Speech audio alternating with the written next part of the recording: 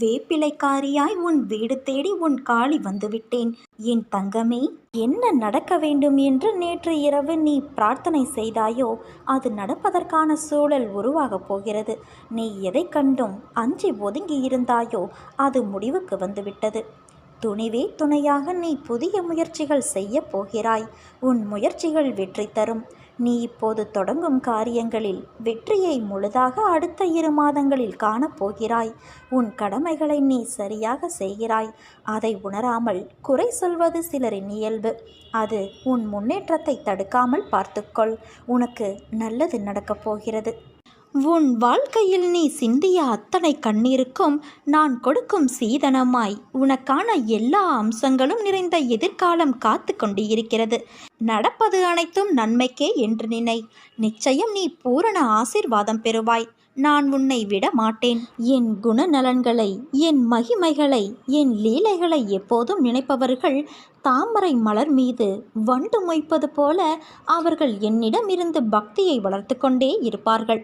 நீ நீயாக இரு. யாரையும் சார்ந்திருக்காதே. உனது வாழ்க்கையை நிர்ணயம் செய்தவள் நான். முதலில் நீ அனுபவித்து வந்த வாழ்க்கையும் சரி, இப்போது நீ அனுபவிக்கும் வாழ்க்கையும் சரி, இரண்டுக்கும் உள்ள வித்தியாசத்தை முதலில் உணர்ந்து கொள்ள முயற்சி செய். இப்போது அனுபவித்து வரும் அத்தனையும் நான் உனக்கு அளித்த ஆசீர்வாதம். எப்போதும் கவலை வேண்டாம். எதை அனுபவிக்க வேண்டுமோ அதை நீ அனுபவித்து விட்டாய். கடந்து வந்த பாதையில் நீ பார்க்காத துயரங்கள் இல்லை, ஏமாற்றங்கள் இல்லை. நீ விரும்பிய வாழ்க்கையையும் என்னால் மட்டுமே உனக்கு திரும்ப வழங்க முடியும். நீ வருத்தப்பட்டது போதும் குழந்தையே. உன்னை பார்த்து விலகியவர்கள் தேடி வரும் நேரம் இது. உன்னை தூற்றி பேசியவர்கள் தன் தவறை உணர்ந்து தேடி வரும் நேரம் இது. எதற்காகவும் எப்போதும் அஞ்சாதே. நான் உன் முன்னே அமர்ந்து கொண்டு இருக்கிறேன். நான் இருக்கும்போது நீ எதற்காக கவலைப்படுகிறாய்? தேவையற்ற குழப்பங்கள் வேறு. இதனால் நீ அதிக வருத்தத்தோடு இருக்கிறாய். உன்னை தினமும் வழி நடத்தி செல்லும் நான் அனைவரும் வியக்கும் வண்ணம் வாழ்க்கையில் உன்னை உயர்த்த மாட்டேனா? நிச்சயமாக நடத்தி காட்டுவேன். பொறுத்திருந்து பார். அன்பாக பேசு, அரவணைத்து பேசு. கோபம் கொடியது. அதை விட்டுவிட்டு என்னை பார், என் கண்களை பார்.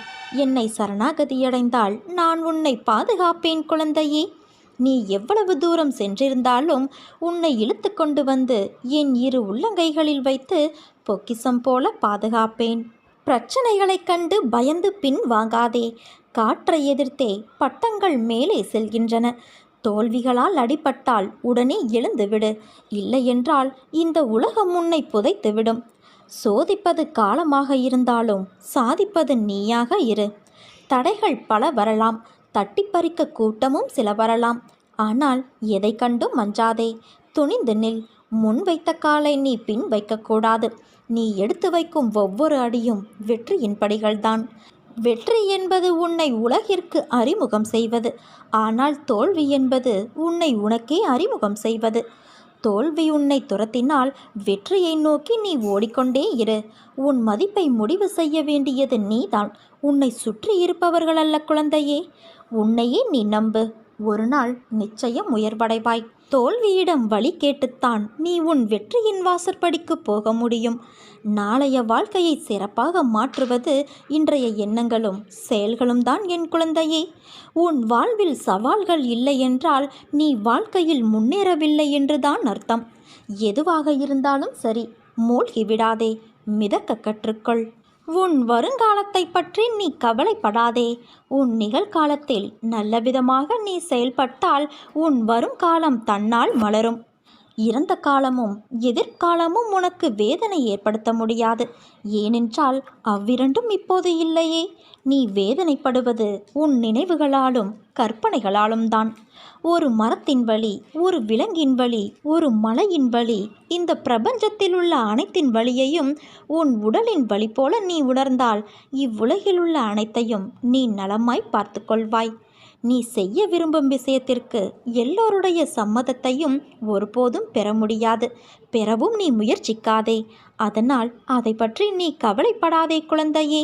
வாழ்க்கை எல்லாவற்றிற்குமே ஒரு மாற்று வைத்துள்ளது. அது நமக்கு பிடித்திருக்கிறதா இல்லையா என்பதை பற்றியெல்லாம் அதற்கு கவலை இல்லை. சூழ்நிலைக்கு ஏற்ப நீ உன் மனதை திடப்படுத்த வேண்டும். 2 வார்த்தை பேச வேண்டிய இடத்தில் அதிகம் பேசுவது தவறு. ஆலோசனை கூறும்போது உன் கருத்தை பிறரிடம் கூறி சொல்வது தவறு. அதேபோல நேர்மையாக பயணித்து தோற்பதும், முடிந்தவரை போராடிய பின் தோற்பதும் வெற்றி பெற்றதற்கு சமம் என்று அர்த்தம் கொண்டு மீண்டும் மீண்டும் முயற்சி செய். உனக்கு வேண்டியதை பிறரிடம் இருந்து எதிர்பார்த்தால் அது எப்போதுமே கிடைக்காது. உனக்கு வேண்டியதை நீதான் முயற்சி செய்து அடைய வேண்டும். வெற்றியா தோல்வியா என்பதல்ல வாதம். ஆடுகளத்தில் நீ இருக்கிறாயா என்பதை மட்டும் அடிக்கடி உறுதிப்படுத்திக்கொள். உயரை தொங்கும் மாங்காய்க்காக கல் உயர்த்தும் சிறுவனை கவனித்துப்பார். எரியும் கற்கள் தோல்வியை தழுவுகின்றன என்று கைவிட்டு போவது இல்லை. கடைசியில் ஒரு காயாவது அவன் கைகளில் விழும். அதுவரை அவன் களைப்படைவதில்லை, அவன் கரமும் மனமும். அதேபோல உன் தோல்விகளையே கற்களாக்கி கவனம் சிதறாமல் வெற்றி கனியை குறிப்பார்த்து எறிய கற்றுக்கொள். எத்தனை முறை கல்லெறியப்படுகிறது என்பதல்ல கணக்கு, கனி கைவசப்படுகிறதா என்பதில் இருக்க வேண்டும் உன் கவனம். வெற்றியை கொண்டாட எவராலும் முடியும். தோல்வியை ஏற்று துவளாது இருக்க ஒரு சிலரால் மட்டுமே முடியும். அந்த சிலரில் ஒருவனாக நீ இருந்தால் வெற்றி கோப்பை விரைவிலேயே உன் கையில் கிட்டும். வெற்றி முழக்கம் உன் வீட்டு வாசல் கதவை தட்டும். உன்னோடு உன் அன்னையான நான் இருக்கிறேன் என் குழந்தையே. இந்த உலகம் உன்னை கைவிட்டாலும், உறவு உன்னை வெறுத்தாலும், பெற்ற பிள்ளைகளை பகைத்தாலும், அக்கம் பக்கத்தினர் உனக்கு எதிராக மாறினாலும் நான் எப்பொழுதும் உனக்காக என்றும் என்றென்றும் ஆதரவாய் இருப்பேன். என் தங்கமே, நான் ஒருபோதும் எதையும் விலையில்லாமல் இலவசமாக பெறுவது கிடையாது. சீர்தூக்கி பாராது நான் யாரிடமிருந்தும் தட்சிணை பெறப்போவது இல்லை. எதிர்காலத்தில் கணிசமான அறுவடை செய்வதற்கே நீ இப்போது கொடுப்பதன் மூலம் விதைக்கிறாய். அதை நன்றாக நினைவில் வைத்துக்கொள். உன் வாழ்க்கையில் இதுவரை ஏற்பட்ட சோதனைகள் அனைத்தும் விலகி நன்மைகள் நடக்கும். வாழ்க்கையில் நீ கடக்கும் தூரம், சந்திக்கும் சூழ்நிலைகள் எல்லாம் இன்னும் நிறைய இருக்கும்போது நீ ஏன் இப்பொழுது இருக்கும் சூழ்நிலையிலிருந்து வெளியே வர மறுக்கிறாய்? உன் வாழ்வில் இன்னும் வியப்பூட்டும் அனுபவங்களும் ஆர்ப்பரிக்கும் சந்தோஷ உணர்வுகளும் நிறைய இருக்கிறது. அதையெல்லாம் நீ அனுபவிக்க வேண்டாமா? உலகில் தினமும் ஏதோ ஒரு வகையில் ஒவ்வொருவரும் அவமானம், ஏமாற்றம், தோல்வியுற்றதால் ஏற்படும் வேதனை, வலிகளை அனுபவித்து வருகின்றனர். வாழ்க்கையில் வெற்றி பெற நம்பிக்கையோடு இவற்றையெல்லாம் நீ எதிர்த்து போராடத்தான் வேண்டும்.